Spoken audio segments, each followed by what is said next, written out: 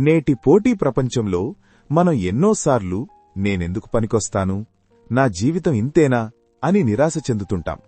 కాని యెషయా 41:9 మనకు గుర్తుచేసేదేమిటంటే, భూదిగంతముల నుండి నేను పట్టుకుని దాని కొనల నుండి పిలుచుకొనినవాడా, నీవు నా దాసుడవనియూ నేను నిన్ను ఉపేక్షింపక ఏర్పరుచుకొంటిననియూ నేను నీతో చెప్పియున్నాను.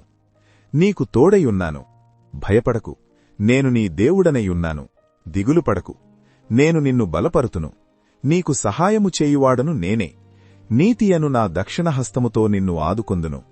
జీవితంలో కొన్నిసార్లు అందరూ మనల్ని వదిలేసినట్లు, మన కష్టాలు ఎవరికీ అర్థం కానట్లు అనిపించవచ్చు. కాని విశ్వసృష్టికర్తైన దేవుడు నిన్ను భూదిగంతాల నుండి వెతికి పట్టుకున్నాడు. మన విలువ మన ఉద్యోగం లేదా మన సంపాదన మీద ఆధారపడిలేదు.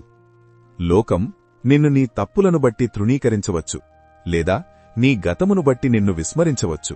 కాని దేవుడు మాత్రం నిన్ను విసర్జింపలేదు అని గట్టిగా హామీ ఇస్తున్నాడు. ఆయన నిన్ను ఏర్పరుచుకున్నాడంటే నీలో ఏదో ఒక గొప్ప ఉద్దేశం ఉందని అర్థం. నీ ప్రస్తుత పరిస్థితిని చూసి భయపడకు. నిన్ను పిలిచిన దేవుడు నమ్మదగినవాడు. నిరాశలో ఉన్న నిన్ను పట్టుకుని పైకి లేపడానికి ఆయన సిద్ధంగా ఉన్నాడు.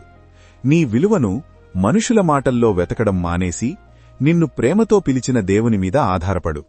ఆయన నీ చేయి పట్టుకుని నడిపిస్తున్నప్పుడు ఏ శక్తి నిన్ను ఆపలేదు.